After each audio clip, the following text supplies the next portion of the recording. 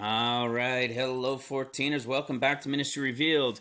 It is November 16th, 2019. I hope everybody is having a good weekend, had a good week.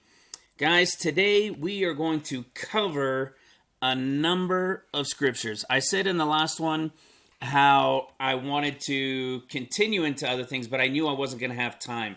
So we're going to clean up. We're going to touch on some things, prove more of these scriptures. Just, one of the things I love doing the most, guys, is being able to show that when we understand this end time revealing that has happened here, that when you understand who the Gospels are speaking to, and that you understand that it is two sets of seven of seals and trumpets, which we call the 14 years, when you understand those two basic concepts here that are revealed here in this ministry, everything else came from those two things. Everything.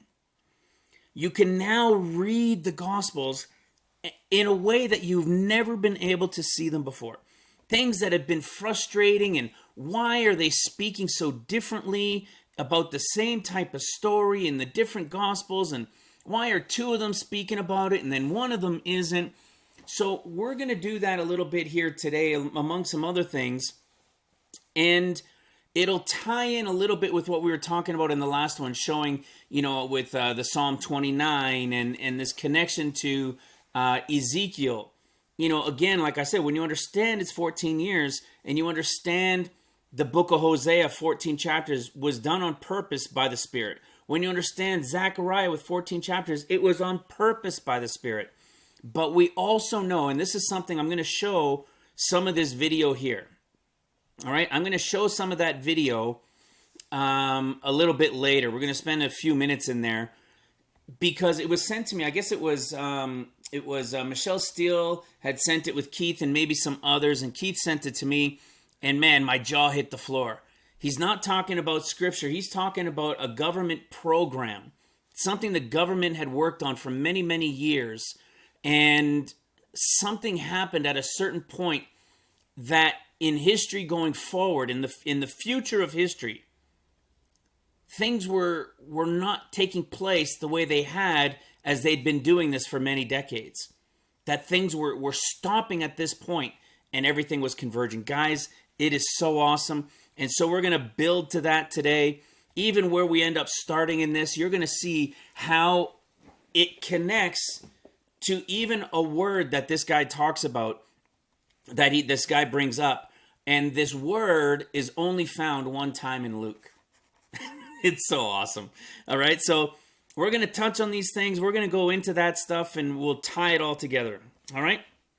So with that, of course, I always like to tell you guys, remember the website if you want to support the ministry, of course. But if the website, go to the website.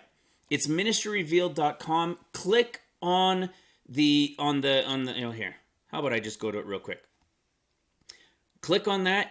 You'll be brought to the website. All right, you can come around, you can check all these things in here, but click this little circle up here, and these are all the different areas you can go into. You can download all the videos that we do on YouTube. We post them here so that they're super easy to download. No app needed, nothing. Just click it to play, pause it, right click and download. All right, super easy. But come to the forum. This is where the things happen here in this ministry. This is where the people, as they grow in the understanding, they're asking questions, and then they're digging deeper into these things for themselves. And some of the things that are sharing in here, guys, it's awesome. Awesome questions. People sharing their testimonies as well, which is incredible. We've got a singer out in Montreal, and she's got her spiritual songs that she's putting together, and it's, man, everybody's sharing. There's people in there from all over the world. All right, guys? So I always like to bring that up because it's an awesome place for people to join.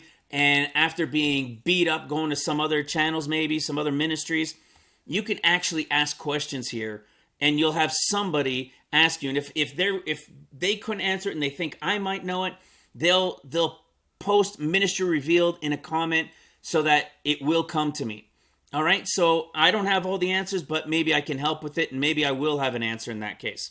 All right, so it's just a great place to come, guys. So I want to always bring that up, of course. And the next one, I'm just going to scroll down here because it's kind of like a little setup. If I remember where I put it, there it is. Okay, when we get to this guy I'm telling you about, as we get to that point, remember this ministry is built on the Gospels and who they're speaking to, and the 14 years. All right, the 14 years. But the basis of it is really 21 years. It's the Hebrew calendar. The truth is, you see how it says the final 21 years and the 22nd? Okay? It's because it's 777. Okay? 7, 7, and 7. And the 22nd is the final Jubilee year. Those final 3 sevens are the final sevens in a Jubilee. In 7, 7, 7, 7, right? 7 times 7. These are the final 3 sevens. And they started towards the end of 2012. We've talked about it before, and we all know there's this connection to this time that happened in late 2012. And some people say, well, why do you talk about them? Why would you base it on them? I'm not basing it on them. We base it on Scripture, and there's a connection to this. Now, we know that group of people understood things from watching what? The sun, the moon, and the stars. All right? They understood the stories that were in the sun, moon, and stars. And so they understood something within their calendar. We don't teach what they taught. We don't do the things that they did. They just had a calendar that was very interesting to us that lines up with something. When we get to this video, you're going to see or hear or listen to what he talks about. And for me, my jaw hit the floor. I was showing my wife after I had watched it, and I was explaining it to her and to the kids, and I was like, man, this is incredible. We've got something outside of Scripture that man was trying to do in some of these crazy things that men do that we don't know in the behind the scenes, deep state stuff and deep inside governments and in the shadows, that it's just really wild stuff. All right. So we'll go into that, but you're going to understand. And the reason I want to show this is because it is based on the 21 years to the 22nd year and when it all began. And that's why I say where we are now, when you know that we're in the 70th year of Israel, well, guess what? These things are worth paying attention to. Right? We need to pay attention to all these things that are pointing and showing us based on what Scripture is telling us is the season we're in. All right? So let's get going here in some of these things to tie in and show more of these incredible connections when you could see it and then you start to understand it. All right, so let's get going in this. So first of all, we know that Jesus, we start here in Luke chapter 9. We know Jesus chooses his apostles first. All right, he chooses the apostles. They're called the disciples first. They become the apostles. And then there's disciples that follow Jesus as well. And the reason I'm going into this is because all of these things are types and shadows, as we know, for future events that are about to play out. We know this now. So what you're going to see is these types and shadows that connect to these certain points in this future history that we know is about to begin. And that we're in the 70th year. So we only have so much time left. Okay? And we'll confirm that with other things based on the 70th year. So we know Jesus chooses the disciples, the apostles first. And when we see that, let me show you an example. When we see the choosing of the apostles, you can see what he tells them in the book of Acts. We've talked before how the book of Acts has 14 chapters and another 14 chapters. You can take this 15 through 28 and you could put it over top of the first 14.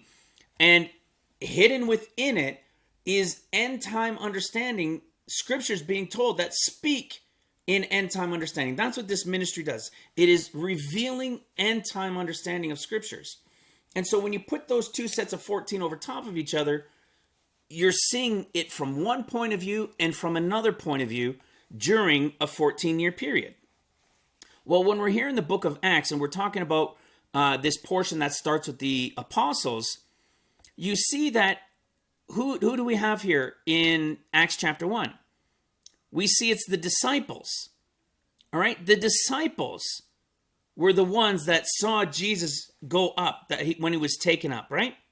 All Judea and Samaria and unto the othermost part of the earth, there to be a witness. And then what happens? These disciples are told to now return to Jerusalem unto the mount called Olivet, which is in Jerusalem, a Sabbath day journey. And when they come there, who are they going to be there with? They're going to be there with the apostles. Okay? So the apostles who had already been chosen, and we already know this because we know it's a type and shadow thing, right? So that we know this is towards the end, of course, when Jesus ascends. And this type and shadow is going to play out again. So Jesus will choose the apostles first. They've been put aside in an upper room.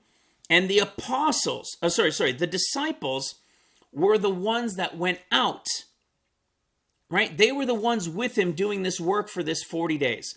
Maybe the apostles were involved as well, but specifically we could see here that it was the disciples that were there with him, not the apostles. Okay? And because when they were done, they had to go to meet them where the apostles already were in the upper room. So I say that as we're talking here about Luke chapter 9, when first he's doing these things and showing them and giving these powers and these abilities to the apostles. And when the apostles' time is over, we see, if we keep going down here in Luke chapter 9, let's go to Luke 9, because here we've talked about these things, haven't we, right? Luke chapter 9, we've spent a lot of time in relation to now when the Lord comes down. Okay? When the Lord comes, this is that conversation that we've been talking about a lot at the beginning of the 40 days. So today we're going to be doing this. It starts off at the beginning and it'll end up right to the end. All right? You'll see this. And so we've talked about this before, how this is that Simeon time frame, right? The Simeon in Luke chapter 2 and in relation to Acts chapter 15 is this reference right here of the bride being taken out. That some will still be alive at that point. Boom. And the next thing they'll see is the kingdom of God. And this, saying that as well, also reminds us that people fail to understand. I mean, not everybody, of course, but a lot of Christians fail to understand the difference between the kingdom of God and the kingdom of heaven. All right? The kingdom of God is for the Gentiles. It is for the bride. It's going up and being in the third heaven. For the church that was left, that was the sleeping church that needed to go through the tribulum, through the tribulation of seals, they will go to paradise. All right? Which is the mountain carved without hand, the place prepared for them. And maybe it's connected. Maybe there's some sort of connection with the third heaven and when that comes down. But that is called the kingdom of God. But the kingdom of heaven is for the Jews. It is their heaven on earth. It is what they've been promised back in the beginning, but they kept failing at. All right? So it is when they will get their promise of heaven on earth. So when we see the kingdom of God, it's not speaking to the Jews. Okay? And this is the bride right here going out. And we have this piece here of about an 8 days that we've spoken about a long time. We know that in Mark it says after 6. We know that in Matthew it says after 6. That's not our focus today. So we know Matthew after 6 is after 6 years of trumpets. We know Mark after 6 is after 6 years of seals. But Luke's was a mystery. But we've got a video on this, right? The about an 8th day, the transfiguration has been solved. And it's because the 7 easy years in that 21, right? Remember this 21 years I was telling you? It begins at 21 years. Everything has been set in motion in these 21 years. They started in late 2012. I'd say the fall of 2012. But if the calendar of the Mayans was correct in what they understood and why their calendar changed, maybe that's why. But here's the thing. You're going to understand this a bit more because of some things I'm going to show you later as well. So we understand it's that time frame, right? We understand that now in this time frame, which is coming up at the end, we're in that time frame of the end of the first 7 years. This first 7 years is the story of Jacob in his 21 years that he worked for the two brides, right? He worked for 7. He called them 7 fast passing. I call them quote unquote easy years. Doesn't mean they were easy for everybody, but certainly will be easier than living during seals here. So it's those 7 that are coming to an end. When those 7 come to an end, it's about an 8 days. You see, this is that bride portion, and then you have about an 8 days. That's why it doesn't say after 7, it doesn't say on the 7th, it doesn't say after 6 in Luke, because it's the view of the entire 21 years. And the 7 will pass completely, and right around that time of the 8th, the bride is gone, and the next set of 7 begins. That's the 8th day, is the first day of the next 7. You follow? So it'd either be right near the beginning or just before it. And here we are in that late time frame of the 7th, in the 70th year of Israel. And when you do the count from the fall feasts, and you understand the 13 to the 14 years that remain after the first 7 are done, it precisely equals when Christ returns feet down on the Mount of Olives after 2,000 years. Okay? We've talked about that before. But when we go down further here, after those the apostles have been chosen, there's going to be a time when the disciples are going to follow. But we see here, they're saying, who's the greatest among us? They're going back and forth. And then they talk about here, when Jesus is about to be received up. Okay, so this is that type and shadow. Think of this at that end time frame of 40 days, like another point of view in it.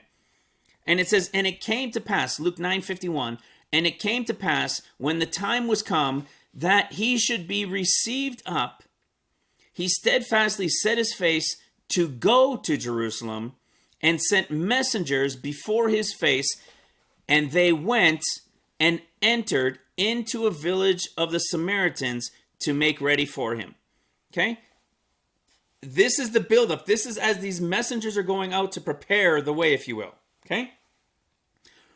This word received up is only found in Luke, and it's only found one time in the Gospels, in the New Testament, in the Greek. And it's the word ascension. Okay?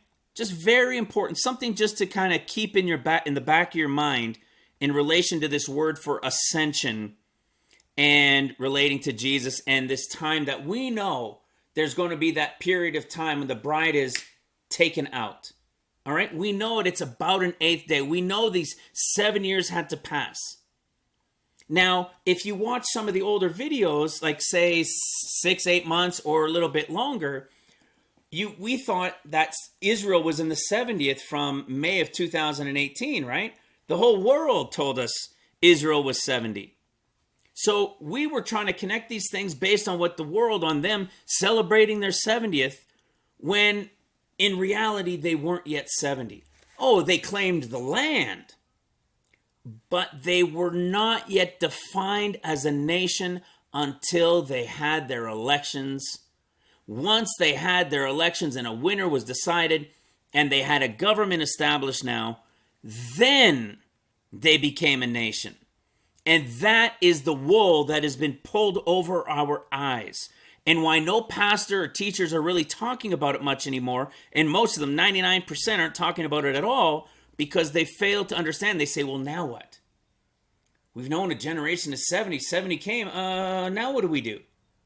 What many of them are thinking is just like in 1988 or whatever it was, when they said, oh, see, from 48 to 88, it was 40 years, and a generation is 40. Well, Psalms 90 and 10 says a generation is 70. So what they'll do is they'll say, well, if we've passed 70 and it hasn't begun, well, I guess it's just like those people in 88 saying, it's been 40 years and that was a generation and it was 88 reasons why the rapture is going to happen in 1988, right? And so a lot of these pastors are just thinking along those lines. So they'll just avoid the conversation. But if they would take the time to understand and to look at the history of Israel from the 70 years, they would understand that they hadn't yet formed a government. And without a government, you're not a nation. All right? So we'll touch on that a little bit towards the end of this as well. So after the 12 apostles were chosen, this is why we have, after these things, the Lord appointed other 70. Okay, so he had sent the 12, and now he's appointing another 70. We know this in the end time understanding. We see these types and shadows. And when we see that from chapter 9, we see the 12 apostles being chosen. We see there's going to be that escape of the bride, that same conversation that we see, that type and shadow with Simeon. And for those that don't know, go to Acts 15 and read what James says about Simeon. And then we see him wanting to set his face to go to Jerusalem and send out people first. And what does he do? Boom. Here are these 70 that are chosen. And what is it saying about them? He sends out the 70 two by two, so 35 groups of 2 people. And he says, therefore said he unto them, the harvest truly is great, but the laborers are few. And you're going to see, why does it say the laborers are few here? Because this is going to be the time of the seals that is about to begin.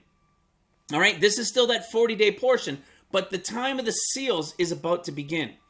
And these guys are going to be the ones working during this time of seals. They are not the 144,000.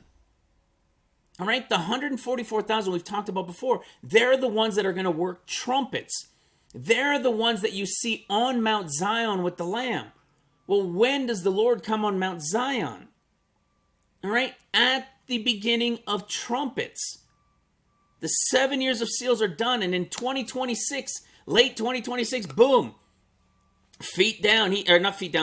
on Mount Zion. The rapture group will have gone to there. And the 144,000 will be there, sealed with the Father, and they're going to go out to do their work. Okay? But they're going to help after they're sealed. They're going to help. So pray pray ye therefore the Lord of the harvest, that he would send forth laborers into the harvest. And I believe that what that talks about there is, you see how in Revelation chapter 7, the 144,000 are sealed before the rapture group comes in. Okay? I believe they might be involved in helping bring those people in, potentially. Okay? I believe that's a possibility before they then are sent out. So just a few months before, to help bring the people in before they will work their time in trumpets. That's just my thought there. Because the laborers are few. And I'm going to show you something as well, if we have the time, that Keith had sent me. That there was a discussion going on through their emails regarding this group. Because, you see, when I was saying that it's not the 144,000, we have the list of who all the 12,000 from each tribe is, but we know Dan's not there. Levi has jumped in for Dan, and Levi shouldn't be doing that, but Levi jumps in for Dan. Then we have Joseph jumping in for Ephraim, his other son. But there's no Dan. All right? Dan is the one we've been saying. Dan has two sides. There's every Dan is a scorpion, if you will. And you could either fall and remain on your belly and become like a serpent, or you can be an overcomer and become an eagle. We've spoken about it many times. And Dan's group is the one, on the good side. Some of those overcomers are going to be chosen to remain on the earth during this time of seals. And they're going to be given powers. Like we said, remember this before? Right? This prophetic dream we spoke about. Some of them were transformed within that group, and there was others around the world that were transformed, and they're going to work with them for the 40 days and nights. I believe there's going to be some that will continue past the 40 days and nights, but you see that storyline also right there. So now we've got this group now of the small group of disciples outside of the apostles that have been chosen. Now watch this. As we continue down, let me just go to where I had this stuff written. Okay. How do we know? So I've wondered a couple times myself, is this portion speaking about the 144,000? Or is it a separate group? Because we've known for a while there's a separate group that works the seals when you understand the 14 years. That's going to work during the time of seals. And why are they a smaller group? Well, first of all, they're a smaller group because the church that was left behind, that was sleeping, they're not going to take too much to convince and wake up. We know many are going to be killed for their faith, right? But the 144,000 who are going to work trumpets, well, they're working a different time. All right? It's not for as great a number of people. It's not for the same people because it'll be Jacob's trouble during the time of trumpets. Okay? So, what are some of the clues? Well, we can see they're to go in and to whoever's house you enter, see if the peace comes upon you, and so on and so forth. When we get down here, Luke 10, verse 12, it says, "But I say unto you, that it shall be more tolerable in that day for Sodom than for that city." Okay? So we have a reference here to Sodom and Gomorrah. So what do we know about Sodom and Gomorrah, that time of Lot? Remember? We've covered that before in Luke 17. Jesus is explaining the 3 times he's going to return. He says as lightning. That's the reference to the last time he's going to come when he comes feet down on the Mount of Olives. And he says, but first, it'll be as the days of Noah. So there might be this connection to that time of the days of Noah that maybe we haven't obviously figured out yet. That's going to relate to the beginning of the end of times, when the 40 days will begin. And then he says, also as the days of Lot. The days of Lot is the reference in Luke 17 that says when he will be revealed. Well, the days of Lot is like the end of the 6th seal, right? Fire coming down, the stars falling from heaven, right? And we see, hide us from the face of him who sits on the throne and from the Lamb. Got to remember, Jesus is not on his throne yet. He's still at the right hand of the Father. You'll see, well, as this all builds up, you're going to see these things be revealed in the scriptures. So this is telling us that this is happening during the time of seals. And of course, the straight up saying that the harvest is going to be great, right? What's the great harvest? It's the harvest of the great multitude, all right? Those are the ones that endured. They went through seals, all right? That is the great harvest. It is not the escape of the bride. This is the point now where the bride's already gone. Remember in chapter 9, the bride is gone. And at about an 8th day, the chosen ones for the disciples are now here. They're now going to go out during these 40 days and beyond. They're going to work during this time to gather in a great harvest. And those who reject them, and because they don't believe in them, in Yeshua or the Father, well, guess what? It'll have been more tolerable in the days of Sodom and Gomorrah than for this city that has rejected these disciples coming into them. Okay? So these are the clues to tell us that this is during the time of seals. Now watch this. Then it says, and the 70 returned again. So obviously it's not 72, right? We can see that. And the 70 returned again. So this period of time isn't very long. You see, we've taught this a lot, saying that this is a 40-day reference. Jesus said he was sending him into the place that he would go, right? This is a 40-day reference. And listen to what happens when they return. So, and the 70 returned with joy, saying, Lord, even the devils are subject unto us through thy name. And he said unto them, I beheld Satan as lightning fall from heaven. Behold, I give you power to tread on serpents and scorpions. You see, who are these guys? Serpents and scorpions. They're the Dan that's going to be the bad side. You see, that's the bad side of Dan that are going to be these people. I give you power to tread on serpents and scorpions, and over all the power of the enemy. And look at what it says. And nothing shall by any means hurt you. You see that? That goes back to that story of that guy's vision. They're going to be given these transformed bodies. Not everybody's going to see them, see or recognize that they're transformed, but they will have these powers and abilities. They won't be able to get hurt. Okay? So if we follow this story now, and we say, okay, what do we have? Satan falling as lightning. Actually, let me take it a little bit further first in Luke 10. So after this point, you see, this isn't discussed in the book of Mark or in the book of Matthew, where it says, then they saw Satan fall like lightning. It's only in Luke. And there's a reason for it, because this portion of time up here was the 40-day portion of time.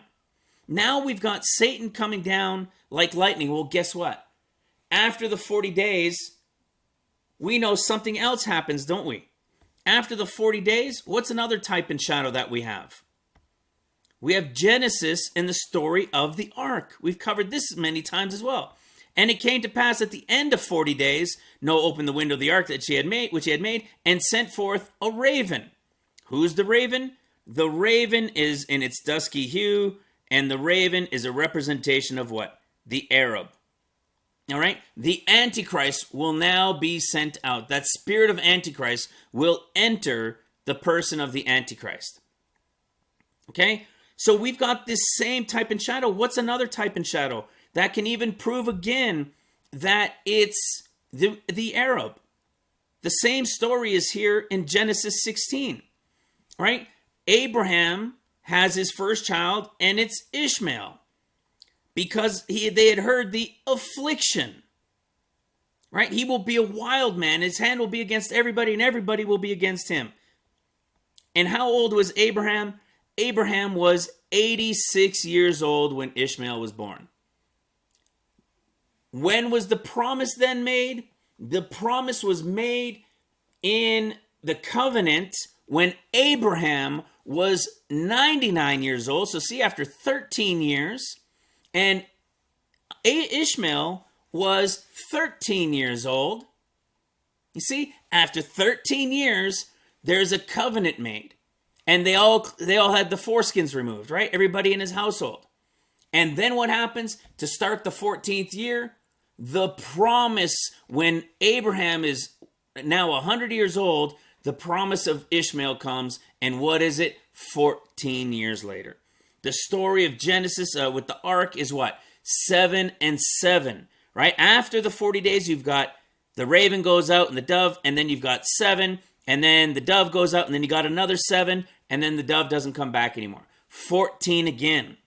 It's the same story. We keep doing it over and over. And I often have people say, when I comment on other channels and do posting of our videos and comments to go and watch other videos on Ministry Revealed, I regularly will get people come back and say, oh, well, that's because you just failed to understand, Joseph. Joseph was 7 years and 7 years, but the first 7 were good years. No, they weren't. People fail to understand that Joseph was in the land of his captivity. He was working for the Pharaoh. You see, it was good for who? For the Arabs, for the Ishmaels, for the raven for 7 years. You see? He wasn't in a good place. He was in the land of his captivity. But again, so what do we have? The story of 14 years again. Okay? So This is why we have Satan falling like lightning in Luke, not in Mark, not in Matthew. And so when we go to Luke chapter 22, watch when we go to now Luke chapter 22, and we follow this storyline that's taking place. You'll see, and this is going to tie into remembering here, this wording that you're going to see. You're going to notice that we're now in Luke 22, which is after Luke's discourse. We're going to do the same. You're going to see it with Mark. And with Matthew, it's not the chapter right after his discourse. And why is that? Because the chapter after Matthew's discourse, which is chapter 25, it's still the discourse. Jesus has not yet stopped speaking. And many pastors who have studied in eschatology know and have taught on this, that chapter 25 of Matthew is still the discourse. He's giving greater detail than just one chapter.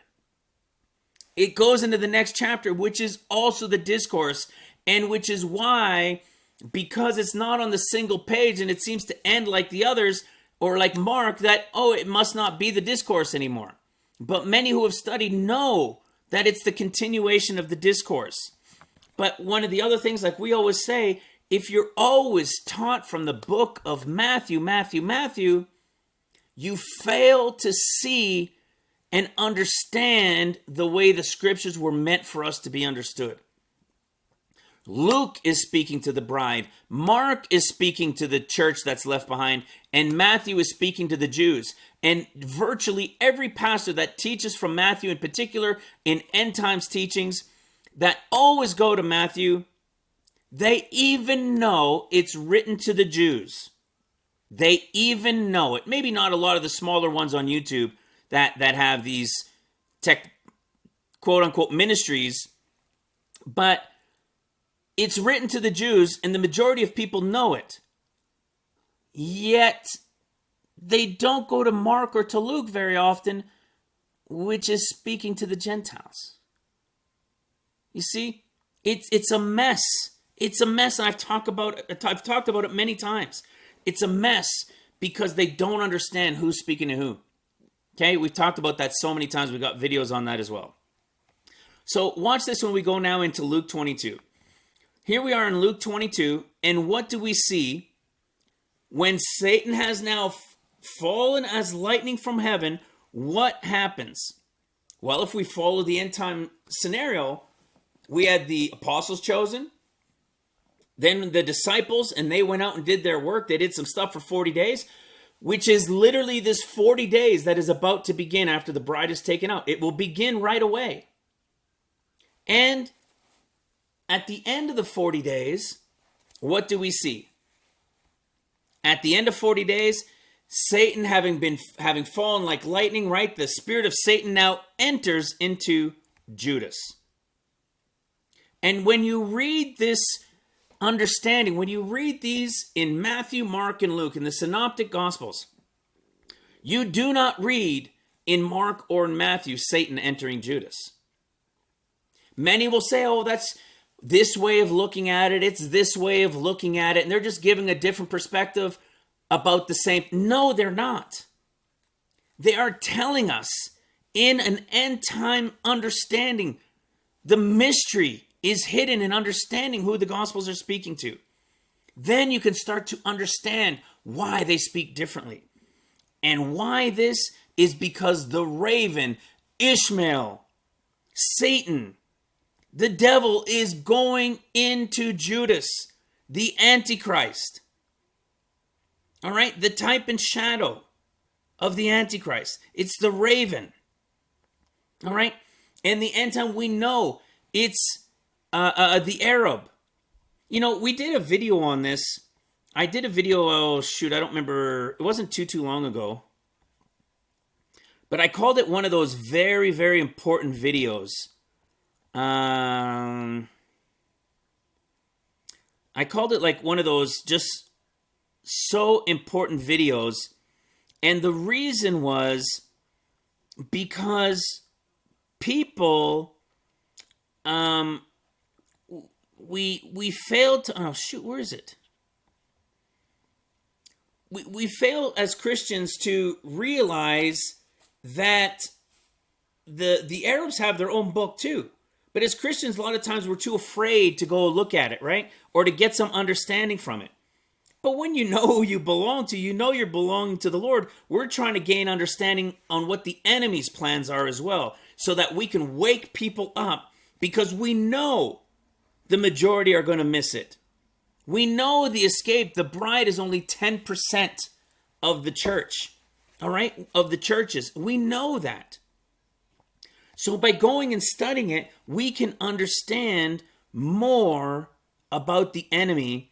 And I'm sorry it's bothering me because I can't find it, but I think I'm just going to have to let it be. If somebody else knows, maybe you can post it in the comments. But we did a video to show you guys this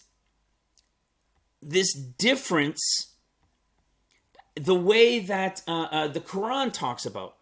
You know, they themselves know that their guy, who they call the Mahdi, who we would call the Antichrist, they're looking for him to come out of Arabia. All right? The wealth that was never there before, and they were dwelling with their feet in the sand, and then they would have some of the biggest buildings in the world and be some of the richest ever. And so they're looking from Arabia. So as much as people want to say, Obama, maybe Obama's got some involvement at some point somewhere down the road. Maybe he's one of the 10 kings. I don't know. But their book even says Saudi Arabia. Okay? And we've identified a guy there. So here we have this wording of Satan entering Judas. And watch this, because this is so much fun, guys. When you see, because you understand now, watch this.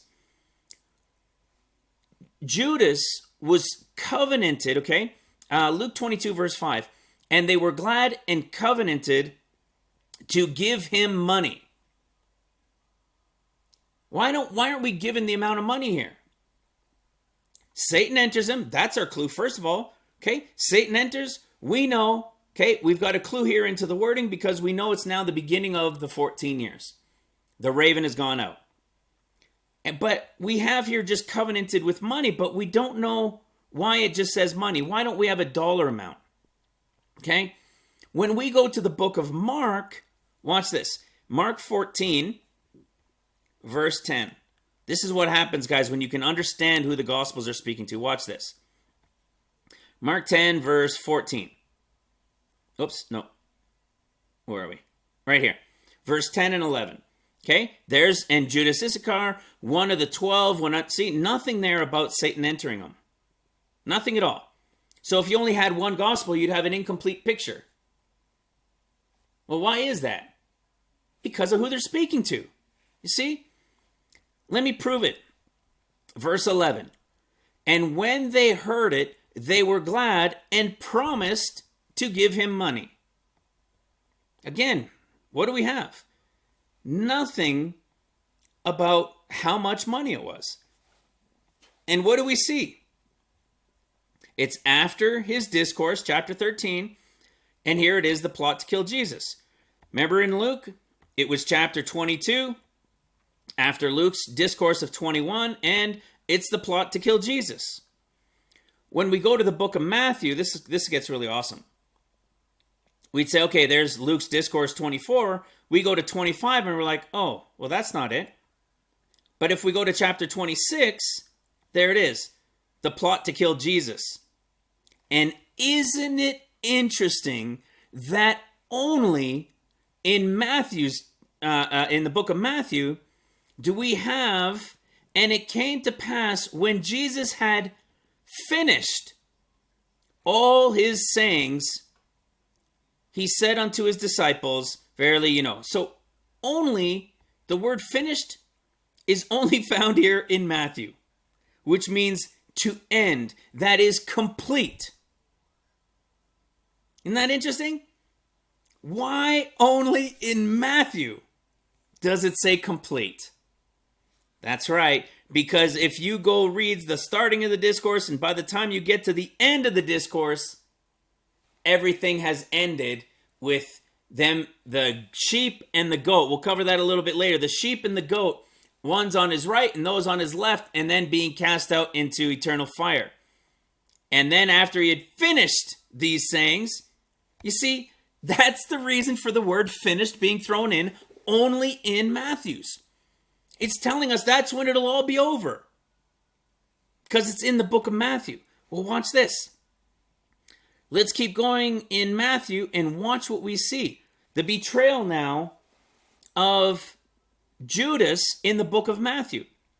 In 26 verse 15, and said unto them, what will you give me, and I will deliver him unto you? And they covenanted with him for 30 pieces of silver. Now we have an understanding as to what he was given. Okay? We know Matthew is speaking to the Jews, the time of Jews, the time of Jacob's trouble time frame. All right? Watch as we follow this. Here it is. Money, money, money. When we go to the book of Matthew, he gets the 30 pieces of silver. The 30 pieces of silver. You want to see something really cool? Watch where this now explodes in understanding all over the place. Watch this. Zechariah. This is going to tie in now to what we were talking about in the last video. And I said I would kind of round out and bring forward in the next video. Zechariah, remember we've talked about it many, many times. These 70 years, those 70 years, and now trumpets begins. And if trumpets begins, the Lamb, Jesus, the Lord, should be on Mount Zion. And here we have the Lord returned on Zion. It's going to be called the Lord, the mountain of the Lord, the holy mountain. Okay? Let your hands be strong. Why? Because they are going to start building. Here it is. Let your hands be strong, you that hear in these days, where which were in the day that the foundation of the house of the Lord of the house of hosts, that the temple might be built. For before these days was affliction. For before these days was the raven. For what days? These 7 years. All right, so here we are, chapter 8. It's the beginning of trumpets. When we get to chapter 11, they will have been what? 1, 2, 3, and about a half. So about 3.5 years in. And in chapter 11 of Zechariah, what do we see? We talked about this in the last video, this portion here, right? Open thy doors, O Lebanon, that the fire may devour thy cedars. Howl, fir tree, for the cedar is fallen, because the mighty are spoiled. Howl, O you oaks of Bashan, for the forest of the vintage is come down. This is Satan coming down. He is the vintage from the forest of old being come down. And the cedars, these are the giants. These are the fallen angels. These are the ones being cast down to the earth. Satan and his angels being cast down to the earth. What time frame is this? Like I said, we covered it before. It's about 10.5 years in, which is around that year 30. All right, 2030. Okay, you'll see it's what we call, it's what we show here. Let's go to this timeline. Okay, there's 2026, first year of trumpets. It's the end of 26 to the first half. So let's say fall to fall. Fall of 26 to the fall of 27, fall of 27, fall of 29. So see, right in here, fall of 29 to the fall of 2030. Satan and his angels will have lost their battle in here in the spring of 2030 and will be cast down to the earth. And it's the reference right here that we talked about in the last one. Remember how we connected that to the Psalms? How we showed you the Psalms are a play out of the 14 years as well, just like Jesus said, written in the Psalms, written in the law of Moses, and in the prophets that are about me, that must still be fulfilled. Well, 18 hasn't happened. That's going to be that short period of time. But when it begins, it'll be 19. But 19 didn't mean the year 2019. It's not bang on in the count. It's like the book of John. the 10th chapter doesn't mean 2010, right? So this is a first year. This is your first year seals. 1, 2, 3, 4, 5, 6, 7. There it is. 7 is the year 2025 into the year 2026, right? That's your year of rest. 2026 is that 26 into 27. It's that same thing we were just showing right here. Okay? 26 into 27, first year of trumpets. Well, guess what?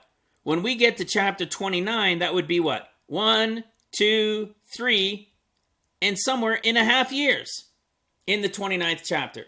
So if this is true, it should line up with something that we know in relation to the scriptures being revealed in their end time understanding. Well, we just saw in Zechariah the cedars, right? The cedars of old and the vintage of old and all that stuff, right? Well, here we are in chapter 29 of the book of Psalms, and what do we have? Verse 5. It's a short chapter. And what do we have in verse 5? The voice of the Lord breaketh the cedars, yea, the Lord breaketh the cedars of Lebanon. Yeah, they've been broken. They lost their battle in heaven. They've been now cast down to the earth, and it's precisely why Zechariah chapter 11 has the same thing. But check this out. There is way more going on with these connections in Zechariah chapter 11. Okay? So we just saw that we covered last time. Well, check this out. Zechariah 11. See, guys, I go to the book of Zechariah a lot in relation to end time understanding because it's related to the Jews. So much of the focus on these events is in that book, in particular from the first chapter, and then the next ones, it's during the time of seals, right? So you'll find more of that stuff focused in Hosea. But from chapter 7 forward, the time of rest, and then going into chapter 8 to them building and so on and so forth, is very, very detailed for us in the book of Zechariah. And what we know is the timing of trumpets from chapter 8 forward. So when Satan and his guys are been cast down because they lost their battle in heaven, look at what we see in Zechariah 11, verse 6. For I will no more pity the inhabitants of the land, says the Lord, but lo, I will deliver the men, every one into his neighbor's hand, and into the hand of his king. Does that sound familiar to some of you guys? How about the book of Matthew and his discourse? Matthew and his discourse. What happens? Right? They will deliver you up to be afflicted and shall kill you, shall betray. You'll be brought before kings and judge. All that stuff, right? Flee. As the prophet Daniel said, once you see it standing in the holy place, let him that readeth understand. This ministry understands. You know, it says something similar to this in Mark, but not the same, because it's speaking during the time of seals, when the Antichrist during seals will take his power to continue. In the book of Matthew, it's talking about the time of Jacob's trouble. It's talking about the time when Satan will have been cast out of heaven and will now come and set foot and stand in the temple of God and destroy it and so forth. That is what's talking about. So when we see that over in Zechariah, there we go. This is what's going on. This is precisely where this should be in relation to the book of Matthew. When Satan and his angels have been cast out. Well, watch this. Watch how clear this is for us. We know, look at what it says. And I took my staff, even beauty, and cut it asunder. What's he doing?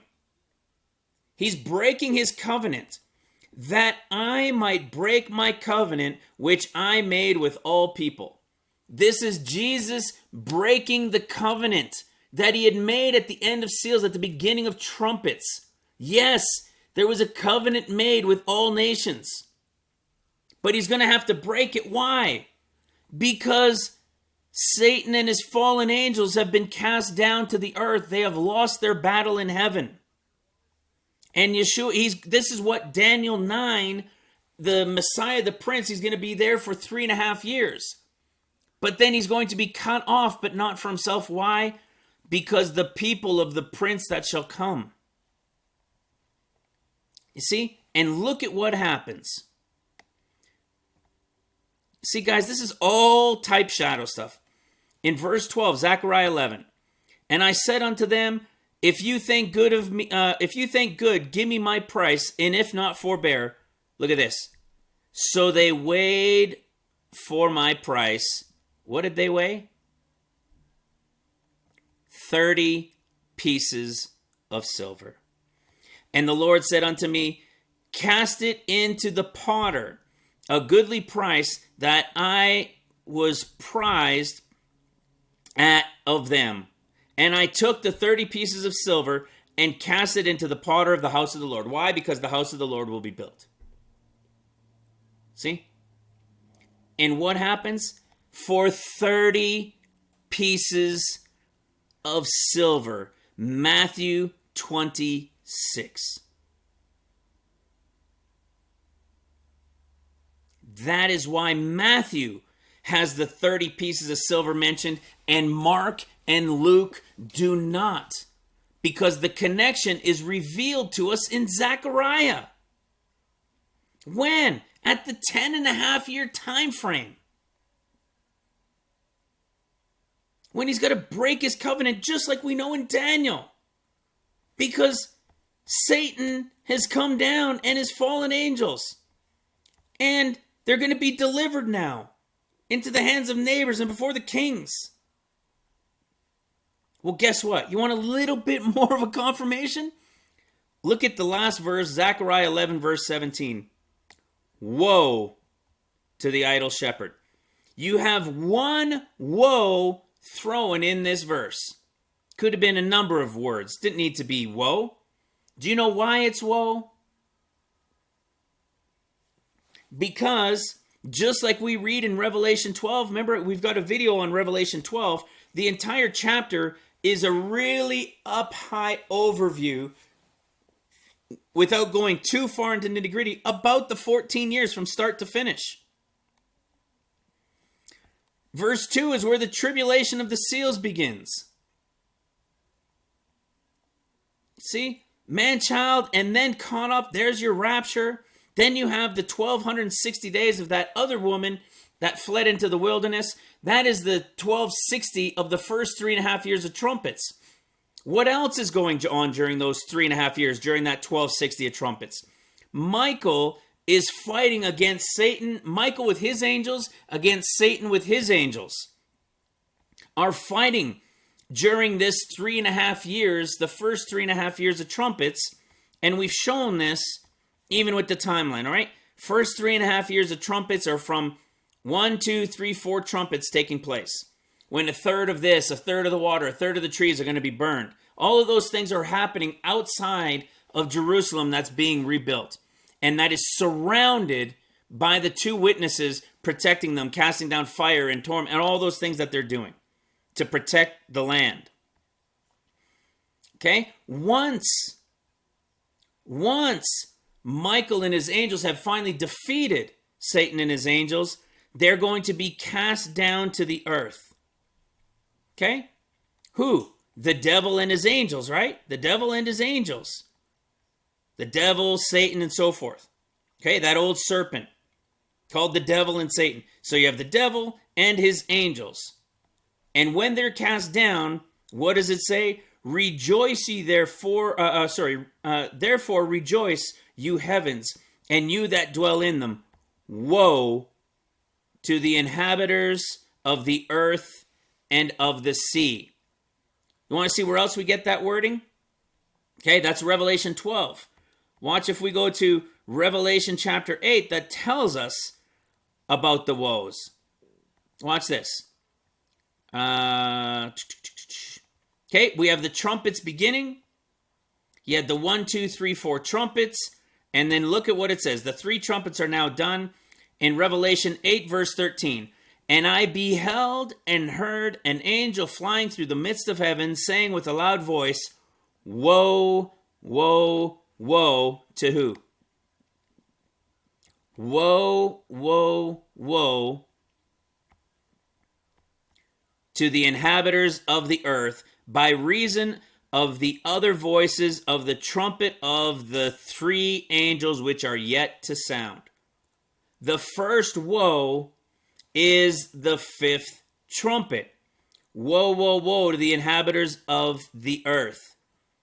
Precisely what we show. See, 4 trumpets are passed. Satan has now lost his battle with Michael and against Michael and his angels. He is cast down at the 5th trumpet. The pit is opened. And it is the first of the 3 woes. The first of the 3 woes. And that's why it says, woe to the inhabitants of the earth, as we read in Revelation chapter 12, cast down to the earth. And now it's woe to the inhabitants of the earth and the sea, for the devil is come down and is bringing wrath, and so forth. Okay?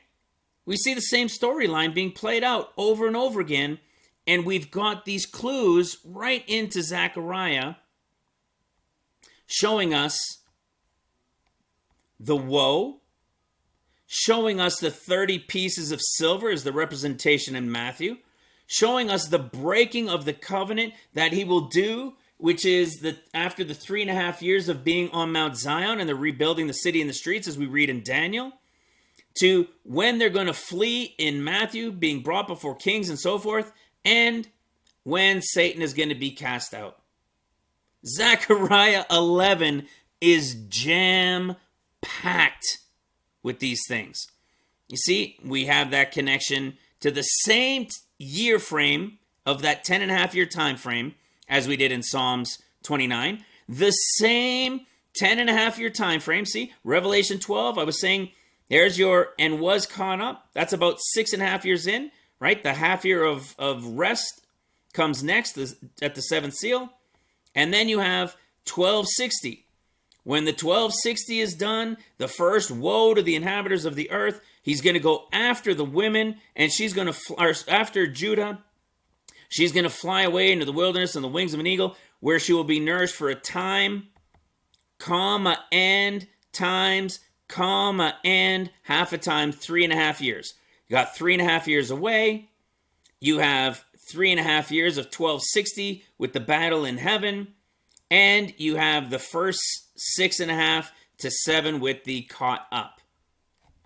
All of it over and over and over again being revealed. How about this? When we go to Revelation chapter 9. So we follow the 8th chapter, right? The 8th chapter said the 3 woes that are coming. Woe to the inhabitants of the earth. Why? Because Satan was cast down. Well, when Satan is cast down, it's the 5th trumpet. And I saw a star fall from heaven, and the pit was opened. And they released locusts and so forth upon the earth. And what is it called? Give me a second here. I gotta see where my note was. And what does it say? Verse 12. One woe is past. See? One woe. That's the first woe. The 6th one is the second woe. All of these things. This is why I keep saying how valuable the book of Zechariah is in understanding the end times. Just jam-packed proving. We've proven this from 5 different places just in Zechariah 11 to prove it's the time frame of the 10.5 years when Satan has now been cast out. It's all over the place. We've connected this book after book after book from Genesis to Revelation over and over and over again. It is so awesome. I love it, man. We have been so blessed here in this ministry.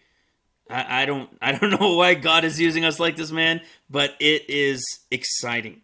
It is so, so exciting. Watch this as we continue now with Matthew.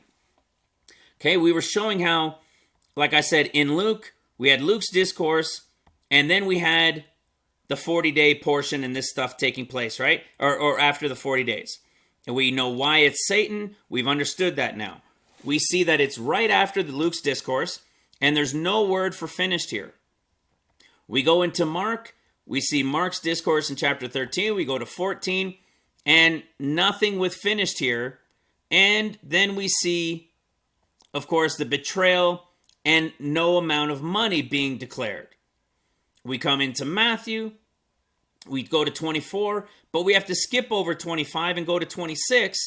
And not only are we given the understanding of the money, which tells us the time frame to understand Zechariah in these end times and to connect these scriptures to it, but we're also told that he had now finished, completed, and over these things. So if we go back a chapter and we read carefully, follow what it shows from Matthew's discourse that we would call only chapter 24. See, Jesus is speaking the whole way through. When we go to chapter 25, do we see anything of black words? No. It's still Jesus talking. It's just they've numbered it as another chapter. And what do we see? It's the kingdom of heaven. It's the kingdom of heaven. The kingdom of heaven on earth. It has nothing to do with the bride of Christ, with the Gentile bride. It is for the Jews. It's speaking of this time at the end. Watch this. But when he cometh, parable of the talents, again in the kingdom of heaven. But there's a couple pieces towards the end I really want to show you. And he cast the unprofitable servant into utter darkness, where there will be weeping and gnashing of teeth. And then here's this final judgment time frame. Matthew 25, verse 31. When the Son of Man shall come in his glory, and all the holy angels with him, then shall he sit upon the throne of his glory. See, he doesn't sit on the throne till the end, guys. Till everything's been put under his feet. And before him shall be gathered all nations, and they shall separate, and he shall separate them one from another, as a shepherd divides his sheep from the goats. See that? Verse 34. Then shall the king say unto them that on his right hand, Come, you blessed of my Father, inherit the kingdom prepared for you from the foundation of the world.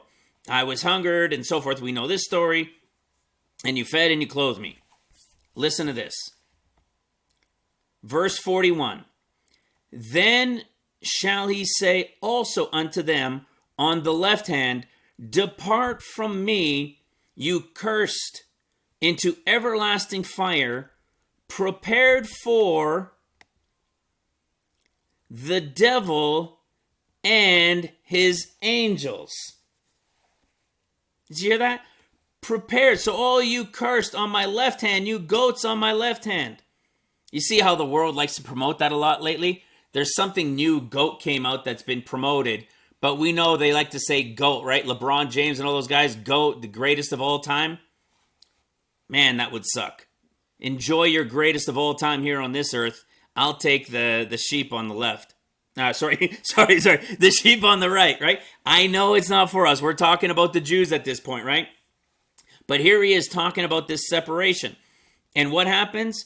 He says, prepare this everlasting fire that those on the left, those goats on the left are going into, is the place prepared for the devil and his angels. Well, didn't they have to then be cast down? You see, they had to be cast down first, didn't they? Well, now we know they were cast down at that 10.5-year time frame.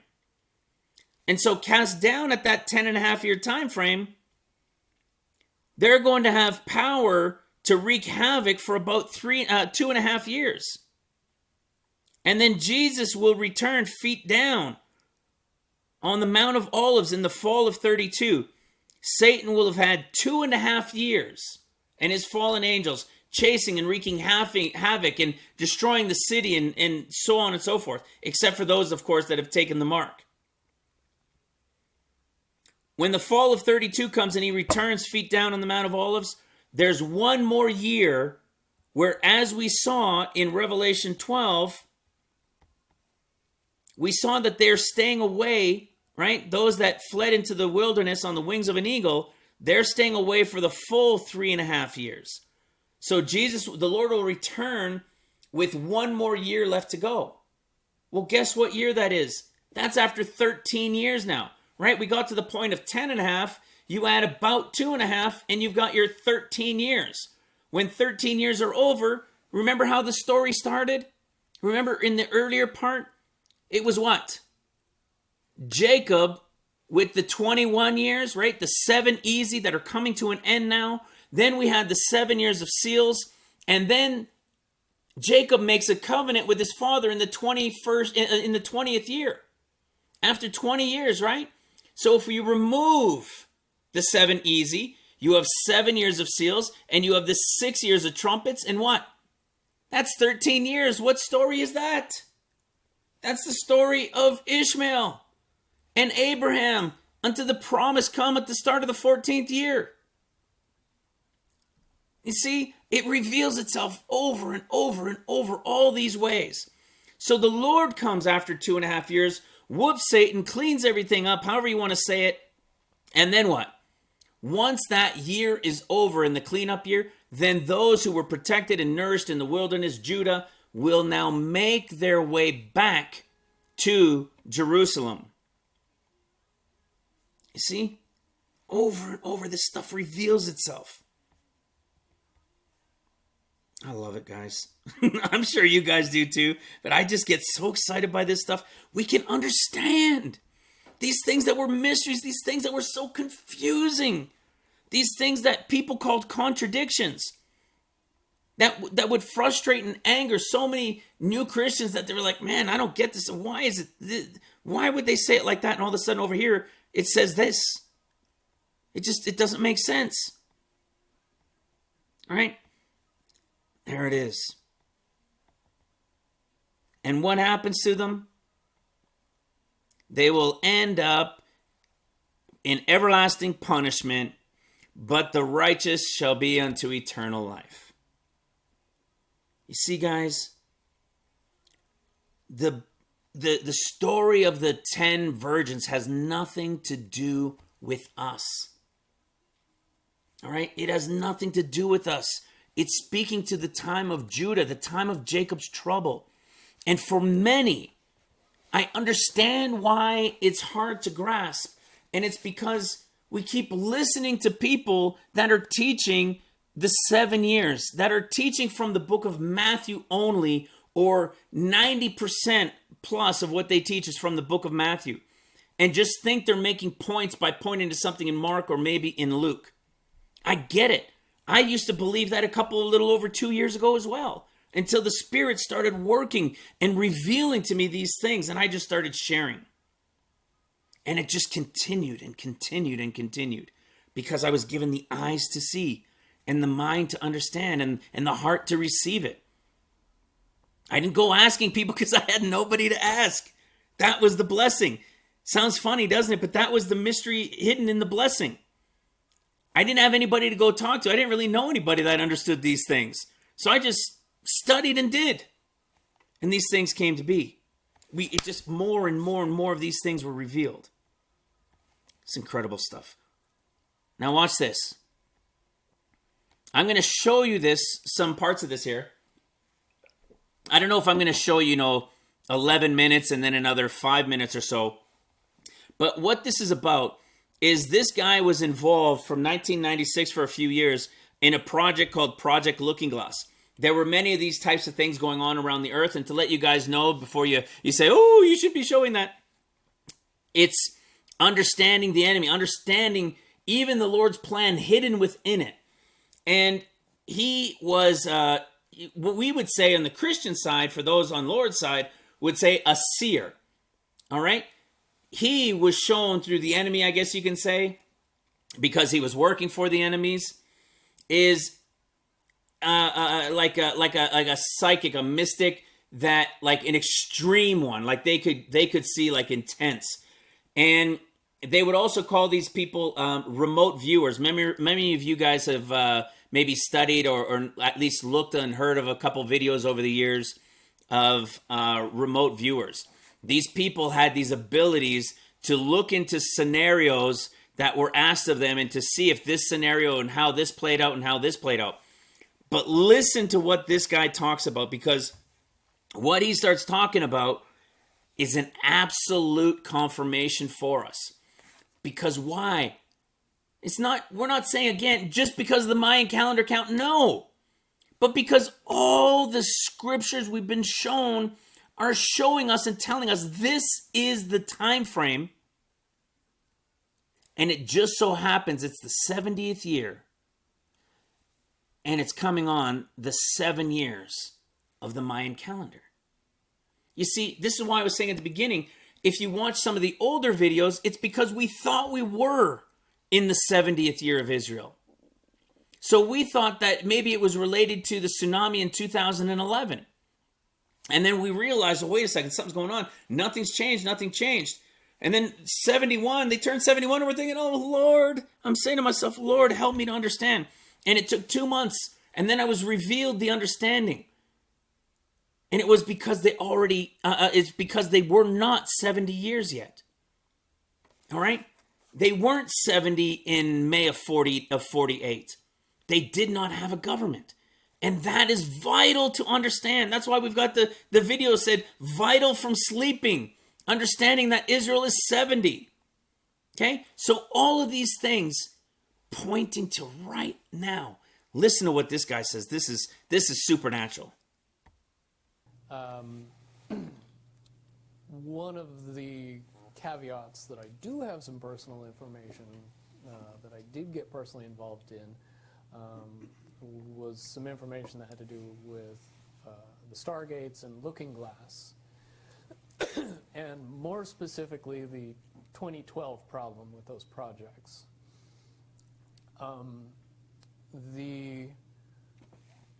I guess, popular opinion of what's out there right now is that the project was shut down because there was a problem when we approached 2012. I've heard it described a number of ways, but to my knowledge, the problem is that the timelines converge on that point. So amazing. In time. And when you know enough about the Stargate projects and the Looking Glass project to know that how string theory works and how the possibility of possibilities works and how making one choice over here doesn't necessarily mean that the other choice couldn't exist at the same time. But once you get your brain wrapped around this subject, you find out that at the end of 2012, in an easy way to put it, the choices that we make become less and less consequential to the future. That alone right there is huge. And you'll understand what, in a sense, a little bit what they were doing. But all of these scenarios that were put forward and thought, and some they would enter into computers as the systems got more technical, but these people were remote viewers. All of these scenarios were playing out, and they could see if this would happen, the probabilities and so forth. But by the end of 2012, specifically, everything started filtering down all into one scenario. As if it didn't matter anymore what the elites, what the black ops, what the behind the scenes were trying to play out and force, as if it wouldn't matter anymore, because this point was now determined and coming. And guys, this is why I say how freaky it is for us here that understand these things in Ministry Revealed. Which is why it was shared among the group, some of us here in the group, and shared with me. Because we understand these things. and that the count is 7, 7, and 7. And the final Jubilee is the restoration of each tribe into their land for the 22nd year. Everything shifted and changed and became set with no more variation as to when or where the end would begin and when this count started. We know these things from Scripture. We have been chosen to be revealed this understanding. And this guy is telling us from the side of the enemy and the deep government black sites that they were doing and working on. This is incredible stuff. Yet another huge confirmation for us.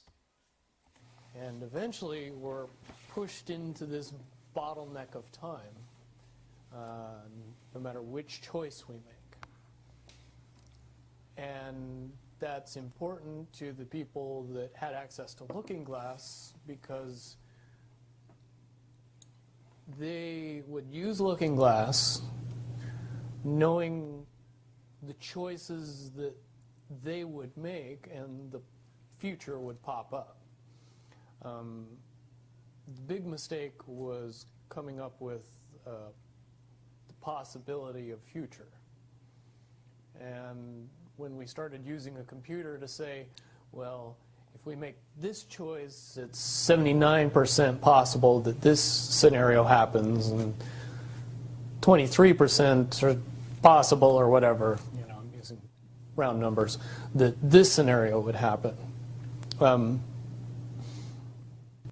The understanding at the time was that was realistic. However, if you go down the road further and free will continues to exercise itself on this game, that 79% possibility sometimes changes very, very fast.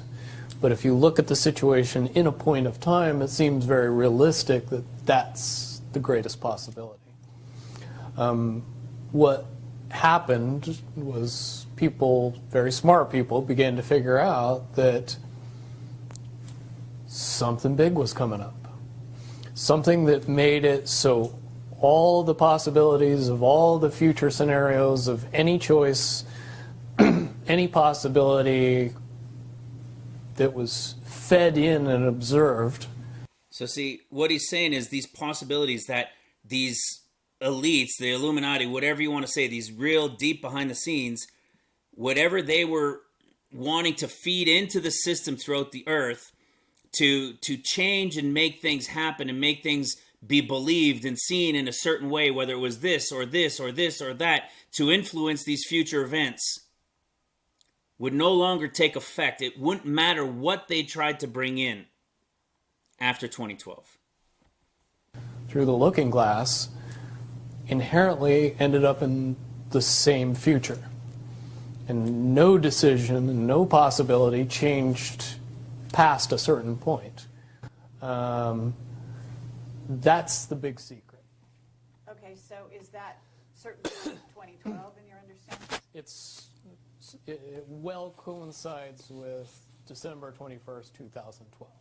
So at that point, all possibilities lead to the same Timelines. Rubicon. All possible timelines lead to the same basic set of history in the future.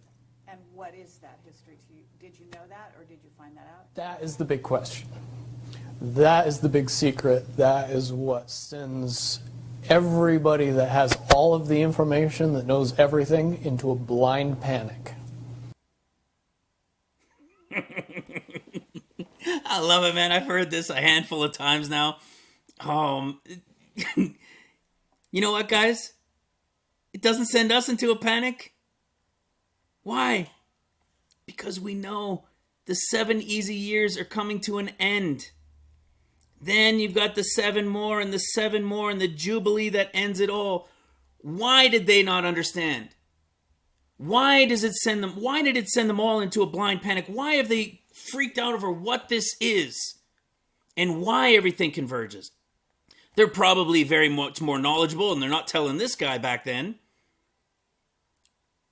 because they were trying to influence who and what they know is coming. They're trying to do everything to prevent the inevitable of Christ being victorious once and for all, and their time coming to an end. You see, guys, this is awesome stuff. The people that know everything about Looking Glass, that have gotten all the reports and all the information, the elites of the world, probably figured out that that was the end of the game. And nothing could be manipulated beyond that point. So do you think that's held true? In other words, well, I have about 60 questions, but do you think that's true or holding true, that nothing can be manipulated, that they haven't found a way to manipulate, that that's still the case? I mean, this is knowledge that you would have gained back when? Back when I was in the military, it would have been before '97 when I got in trouble. And it was things that one of my particular areas that I was amazingly intuitive about is problem solving / mission planning, or more specifically, taking a bad mission and fixing it, getting everybody through and out of it. Troubleshooting an optimum future. Exactly. Certainly knowing how string theory and possible futures works makes it so you can work your mind very quickly to see the reality of what's happening and decide what decisions need to be made to change it for a particular outcome. Okay, but at a certain point you said that even the powers that be, so to speak, realized that having even abilities such as yourself, you're talking about, which they, in theory, had even using a computer or Looking Glass. Right, they had to use a computer to do it. Right, so in essence, but at a certain point, it's still an end game. It's still, they cannot go beyond a certain point. At a certain point, after they're done hearing the computer tell them, this is what's going to happen, over and over and over and over again, all they become focused on is, how do we fix it? Why? What is this that's going to happen? The Do you know that? inevitable contraction of the timelines. But what does that mean for this reality? Do you know that? I don't know that. What I do know is that I was called in and asked to solve this problem, this timeline contraction problem. And I eventually did my due diligence and did all the investigating, and basically only had one piece of information, and that was reinforcement. The computer's right. The timelines will contract down to some inevitable thing that you guys won't tell me about, so I can't help you. But it's, what you're basically, you came back with was, it is inevitable, whatever it is. There is an inevitable event. It's been forecast, it's been predicted, it's been fed to us in a slop trough of what they want us to believe will happen. But they don't actually However, know. they don't actually have control over what happens. They only have control over the reaction, and it seems that no matter what they try to do to cause their desired reaction, it's going to have an opposite effect. Interesting. Now, it's much, much easier for me to explain today what that process is as opposed to back then. But if I had to give it a name, I would say it's the awakening process. It's an evolution of consciousness that cannot, will not, And no matter what decisions or possibilities are injected into the equation, eventually it all resolves down to us all learning the truth and becoming aware of this massive dam of lies that has been built. So awesome. That keep us from knowing massive volume of information that we should otherwise possess. Okay, well, that's very, very monumental to be told that from a person in your perspective, who's had your background and your exposure.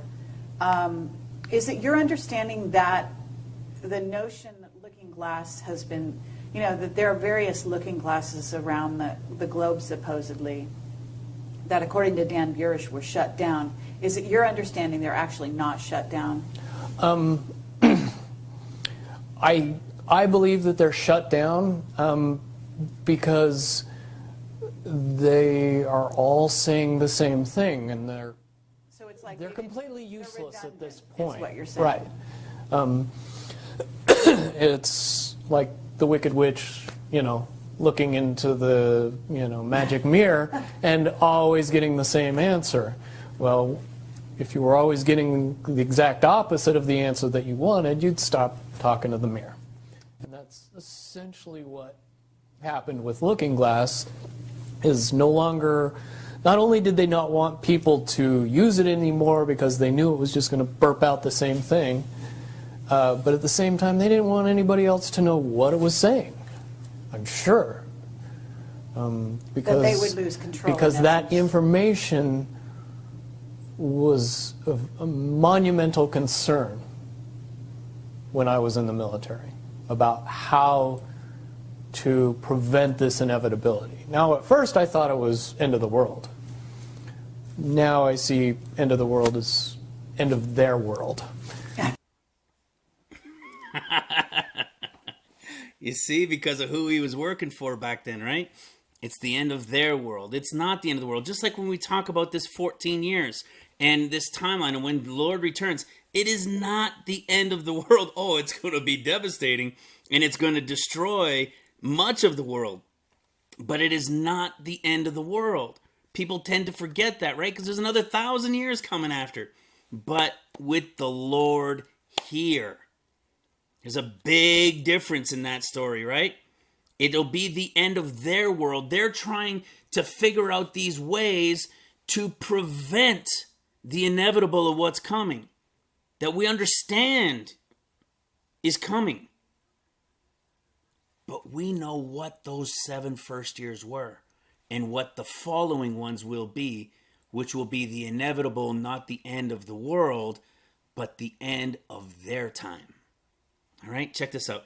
Listen to how he explains some of this here, and then we'll finish it up. Any attempts to try to go away from this one inevitable conclusion, I again see as a new beginning, an end of this reality, the beginning of something that we can't even possibly understand based on the level of our beliefs currently. But when all that information comes flooding out, there's going to be no denying what's true and what's a lie or what's illusion. We won't have the choice to believe that 9/11 happened because of a bunch of terrorists, because we'll know exactly what's happened. Basically what we're experiencing right now is 2 master chess players sitting at the board. This is a great story. And one of them looks down at the board and sees that he's in checkmate in 7 moves. And he looks across at his opponent and he knows that his opponent sees it too. So there's no getting out of it. So at this point, the loser can only prolong the game. The game, both players know the game is over. It's only a matter of time before he does this, and then you're forced to do this, and then he's forced to do this, and eventually checkmate. We as a race if we could understand that the game is over. That We've heard that before, haven't we? We've already won, guys. See how awesome that is? We've already won, and here's from a technical, knowing string theory. They know it's over. The winner has already won. And the extension of time, of extending it out, is what the enemy wants to do, to take as many as he can with him. Let's prevent that. Based on the rules of the game, the bad guys have already lost, the good guys have already won. Yes, there's moves left on the table, but those moves are being forced by the player that is going to win. The only way that checkmate can't happen is if the player that's winning makes a mistake. But from all of the information that I've gathered, all of the information that's been given, all of the information that's been vetted to me, it seems pretty obvious that the good guy player on the side of the chessboard knows exactly what has to be done to win the game. And so at this point, any mistake would be all but impossible. But again, you really have to understand the game to know that the guy that's losing is lost. And I'm sure most people sitting watching a chess match between two advanced chess players know the game's over long after the two players know it's over. Yeah, see that? That's awesome. The game is won. The Lord has already won. There's moves still to be made. But only the masters of the game know it. And they're going to still play it out. But those that are watching on the outside, think of us, the human race. They're not really aware. They're not sure of it yet till when. We are understanding here, guys. We understand where we are and where we're at and what's about to come. We don't know the exact date, but we know we're in the season and year. Of that, there's no denying. Israel is 70. The count equals his return, feet down on the Mount of Olives. Everything is back. That's what this video was about. Proving it over and over and over again to the books and the Gospels that have been opened. We understand the game is won. Most Christians do. But we understand the timing. We've been given a timeline. And it is proven it over and over and over again in the scriptures. And a string theorist, these guys understand that the game is over as well. They can't understand and grasp it all, but they understand what's coming. They have an understanding. So the rest of the world observing isn't quite aware yet. They're not aware 7 games out, seven years out. How about that? They won't be aware until when? They start experiencing this incredible tribulation and the chaos. They won't know that they're winning yet in the tribulation until the time of the rapture. But for those who are watching, who are praying, who are seeking the Lord, who are repentant, are ready. Here, a couple more minutes. Because they can't see the board and see that there's only 7 moves left.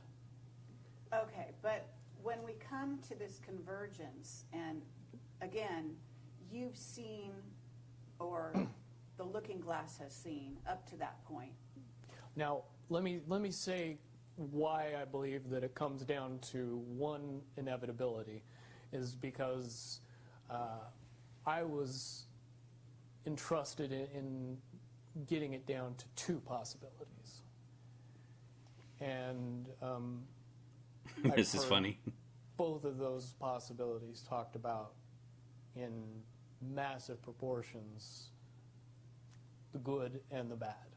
Okay, do you want to, so can you, in one sentence, say what the good was and the bad was, or are you able to do that? To most easily put it to people, I suppose. one scenario is what most people would understand to be ascension, or an evolution of consciousness that brings us out of the cocoon and turns us into a butterfly. Timeline 2 is some kind of major global catastrophe that drives most of us underground and leaves a few of us on top to fend for ourselves. Did you hear what he said? Remember I told you to pay attention at the start of the video to this word that would come up that is only talked about one time, that is in Luke 9 in relation to this beginning, right around this beginning time of the escape at the about an 8 days and these 40 days that would follow next. Do you remember that word? When the time that he should be received up, the one time the word ascension is used in the New Testament. And the word ascension in the end time revelation that we've been revealed is right near the beginning of the 14 years. Right at that time of the starting of the 40 days. The ascension that the bride is looking to be a part of. And he said they were the two. One is ascension, and the other is massive chaos and destruction that's going to hit the earth. And you'll hear he's going to say later, in another minute, he says how, this is what was funny, he thought how it was funny how they called 2 number 2, because they never like to discuss the first one. Why? Because they don't want people going in the ascension. They want to keep them here to go through what? The incredible destruction that will kick it all off on the earth. Ring a bell? Psalms 18. Ring a bell? Remember Psalms 18, then we get the year count?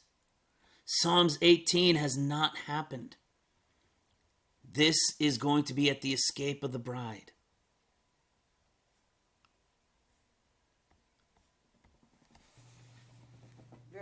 Very well put. Okay. So I would imagine, and you can... But I would also like to point it out that they call timeline 2, timeline 2. Huh? It seemed very odd to me that even back then it was identified as not 1. And that Okay. one is the didn't ascension get one. talked about. Okay, one is the... One didn't get talked about. Why? Because they're on the side of the enemy, guys. They want to prolong, and all they will be able to do once this begins is react to what the Lord sets in motion. They will only be able to react because they've lost. And so what have they done? What have they done? They've dug holes into the earth and underground to protect and save themselves, to prolong this time they think they can come out of. They may not think it so much anymore, but they're going to prolong and do everything they can to take as much as they can with them, as many as they can with them. Do you follow, guys? Here it is. 1949, January 25th, they hold their first elections, and David Ben-Gurion becomes prime minister. January 31st, 1949, the United States grants de jure recognition of the state of Israel. You're going to see, what's this de jure thing all about, right? What do we have? Here it is, see? De jure. So that's on January 31st, 1949. Why? Listen to the scenario here. With this unexpected decision, U.S. Representative to the United Nations, Warren Austin, whose team had been working on an alternative trusteeship proposal, shortly thereafter left his office at the UN and went home. Secretary of State Marshall sent a department official to the United Nations to prevent the entire United States delegation from resigning. De jure recognition then came, is what it was, on January 31st. Why? Here's what it is. They had a provisional government in Israel from when they made the declaration. You see, the act of independence will become effective 1 minute after 6 o'clock on the evening of the 14th, because this portion of Palestine, right? So they had until the 15th to claim it. So they set it up right to the last minute, and they set up a provisional government. And it wasn't until they walked out. They were all about to leave in the U.S. representatives who had worked so hard for this. Why? Because Truman recognized it as a de facto. See, the United States recognizes the provisional government as the de facto authority of the new state of Israel. See, Truman only recognized them as de facto. So the U.S. representatives in the United Nations, he left, and the rest of them were going to leave because of all the work they had set up and they had put together to not recognize them as de facto, but to recognize them as de jure. And those are legal terms, and they make a huge difference. And that's why by January 31st, 1949, they were recognized as that. Here's the terms. They're legal terms: de facto versus de jure. De facto means a state of affairs that is true in fact, but that is not officially sanctioned. Meaning it's not recognized. I mean, yeah, they're there. Yeah, they had their elections, but... All right? So this is what they didn't want. But this is what Truman had gone with. And then by the 31st, they said, okay, fine. No more de facto. And in contrast, this is what it's called. De jure means a state of affairs that is in accordance with law, that is officially sanctioned. That was the difference. And it was on January 31st, 1949, that the U.S. recognized them as de jure and no longer de facto. And here's some more information we get. See, here's the Provisional Government of Israel. The Provisional Government of Israel was a temporary cabinet which governed the Jewish community in Mandatory Palestine. It's the land they'd gotten, right? And later, the newly established State of Israel until the formation of the first government in March of 1949. The elections were in January. They were recognized as de jure in 31 on the 31st of January, but they weren't formed. The government wasn't formed. They had won. Ben Gurion had won. This is Ben Gurion. He had won, but the government wasn't yet formed. Okay? We know that they get, 28 plus maybe 2 more weeks, right? And that's how the Israeli government works once you've won. So until the formation of the first government in March of 1949, following the first Knesset elections in January of that year, the Provisional Cabinet of Israel, see this?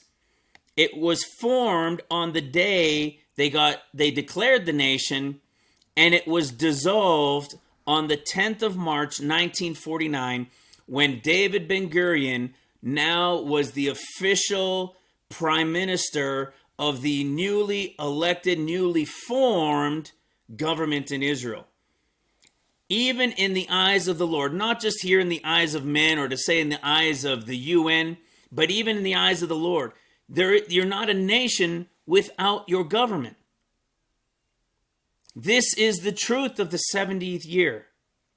We are in it, and it looks like this is the latest that it goes. Does that mean we're here until that late time? No. They will begin in the 70th.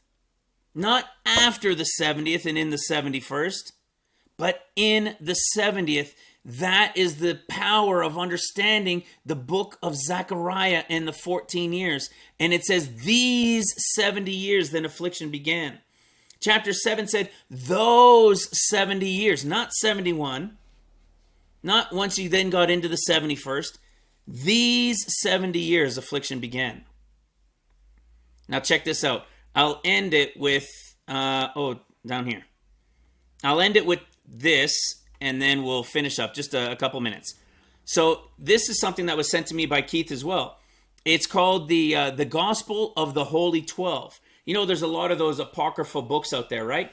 And I'm winding down with this one because I want to show something I found very interesting. When he had sent it to me, he highlighted these portions for me, but for some reason I can't highlight it in this. But remember how it said the book, not the book, but how Dan is that tribe, Dan is that group chosen, the good side, the eagle side, right? That is going to work this time of seals. And I've wondered, is it a group, you know, it's not going to be 70. This is just a type and shadow from back then. But that this group might be like, you know, maybe 7,000, or maybe it would be 12,000, or quite possibly even 24,000. I've talked about these numbers in the past. And Keith sent me this, and this was very interesting. This follows like the storyline of Luke. But a lot of these books, like there's the Gospel of Thomas, there's all these different apocryphal books that they didn't include in the scriptures, right? And this is one of them. And this is talking about the 8th day after the resurrection. All right, so we're talking in those 40 days when the Lord had returned.